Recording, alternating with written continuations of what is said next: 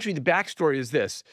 As you well know, your brain is locked in silence and darkness. It's trying to make a model of the outside world, and its whole goal is to make a successful model. And when it succeeds at that and says, oh, okay, wait, I've got good predictions about what's going on, then it stops changing. I mean, that's its goal, is to stop changing. And if you're constantly pushing and challenging it with things it doesn't understand, then it'll keep changing. Amen to that. I've been trying to beat the drum that the agitation that one feels when trying to learn something new, it's actually a reflection in part of the catecholamines, right? Like adrenaline and norepinephrine, the frustration and the agitation that we feel. That's the feedback signal to the brain that, hey, this is different than the stuff you know how to do. Because the neurons are not thinking, they're firing, right? And so that neurochemical milieu associated with frustration is one of the triggers that generates plasticity, which actually, maybe you can resolve this question for me. I'm struck by the fact that there's so many studies showing that the adult brain can change. Yes.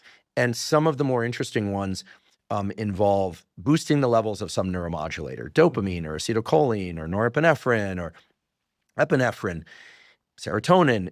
But what's so interesting to me is that it seems like you can boost the levels of any of those and get plasticity. It's not like one neuromodulator gives you the opportunity for plasticity. So many of the interesting studies on psychedelics are using psychedelics that are kind of like serotonin. I mean, they act on different receptors, but they're very serotonergic. I remind people of this because people really like to beat up on SSRIs, and I agree they have their problems and side effects, but they've also helped a great number of people.